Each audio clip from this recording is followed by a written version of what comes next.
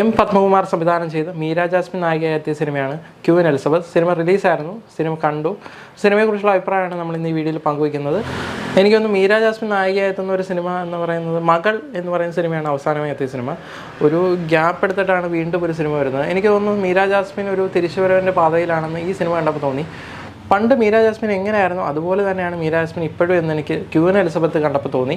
M പത്മകുമാറിൻ്റെ സംവിധാനമായതുകൊണ്ട് എല്ലാ type സിനിമകളും സംവിധാനം ചെയ്തിട്ടുള്ളൊരു സംവിധായകനാണ് എം പത്മകുമാർ എന്നാണ് എനിക്ക് തോന്നിയിട്ടുള്ളത്. കാരണം ഏതൊരു കഥ കൊണ്ടുവന്നാലും ആ ഒരു കഥയ്ക്കനുസരിച്ച് സിനിമ ഡയറക്റ്റ് ചെയ്യാൻ എം പത്മകുമാർ എന്ന് പറയുന്ന സംവിധായകന് സാധിച്ചിട്ടുണ്ട് എന്നാണ് എൻ്റെ ഒരു അഭിപ്രായം. നരനാണ് സിനിമയ്ക്കകത്ത് നായിക. ഒരു ഭയങ്കര കഥയൊന്നും ഈ സിനിമയ്ക്ക് പറയാനില്ല.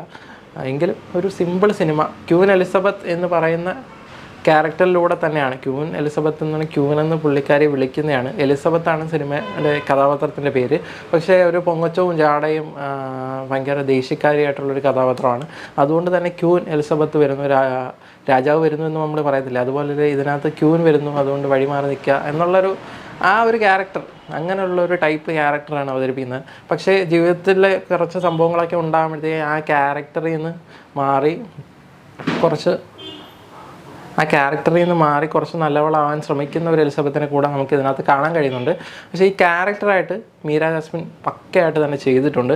നരേൻ്റെ പെർഫോമൻസും അടിപൊളിയായിരുന്നു. കാസ്റ്റിംഗ് കുറച്ചുകൂടെയൊക്കെ ഇമ്പ്രൂവ് ആയിരുന്നു, അല്ലെങ്കിൽ കുറച്ചുകൂടെ ക്യാരക്ടർ അല്ലെങ്കിൽ കണ്ടൻറ്റ് ഉൾപ്പെടുത്താം എന്നെനിക്ക് തോന്നിയ ഒരു സിനിമയാണ്. 2 മണിക്കൂറുള്ള സിനിമയാണ്. പക്ഷേ ഈ കണ്ടൻറ്റിൽ തന്നെ ഒരു ചെറിയൊരു കണ്ടൻറ്റ്, ആ ഒരു സംഭവത്തിൽ തന്നെ ഇങ്ങനെ സിനിമ പോവുകയാണ്. പക്ഷേ കുറച്ചുകൂടി വേറെ കഥകളോ അല്ലെങ്കിൽ സബ്ബായിട്ട് കുറച്ചുകൂടി കഥകളോ കാര്യങ്ങളോ ഒക്കെ ഉൾപ്പെടുത്തിയിരുന്നെങ്കിൽ കുറച്ചുകൂടി സിനിമ പിടിച്ചിരുത്തിയേനെ എന്ന് എനിക്ക് തോന്നി.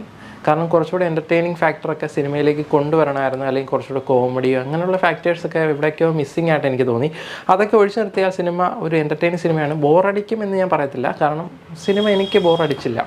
സിനിമ സിമ്പിളായിട്ട് കണ്ടുകൊണ്ടിരിക്കുക, സിനിമ തീരുന്നു, നല്ലൊരു സിനിമയായിട്ട് തന്നെയാണ് എനിക്ക് തോന്നിയത്. പക്ഷേ ഒരു ഗംഭീര സിനിമ എന്ന് പറയാനൊന്നും ക്യൂൻ എലിസബത്തിന് പറ്റില്ല. പക്ഷേ ഒരു സിംപ്ലിസിറ്റി ആഗ്രഹിക്കുന്നവർ, ഒരു സിമ്പിൾ സിനിമ കാണാൻ പോകുന്നവരൊക്കെ ഒരു ഭയങ്കര ബഹളവും കാര്യങ്ങളൊന്നും ഇല്ലാതെ കുറച്ച് സിമ്പിളായിട്ടുള്ള സിനിമ കാണാൻ ആഗ്രഹിക്കുന്നവർക്കൊക്കെ പറ്റിയ സിനിമയാണ് ക്യൂൻ എലിസബത്ത്. തീർച്ചയായിട്ടും തിയേറ്ററിൽ പോയി കാണേണ്ട, തിയേറ്റർ എക്സ്പീരിയൻസ് തരുന്ന ഒരു സിനിമയാണ് എന്ന് ഞാൻ പറയത്തില്ല.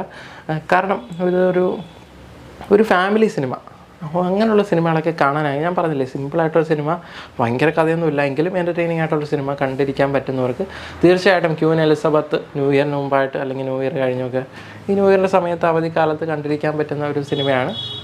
അപ്പം തീർച്ചയായിട്ടും നിങ്ങൾ തിയേറ്ററിൽ തന്നെ പോയി ക്യൂൻ എലിസബത്ത് എന്ന് പറയുന്ന സിനിമ കാണാൻ ശ്രമിക്കുക.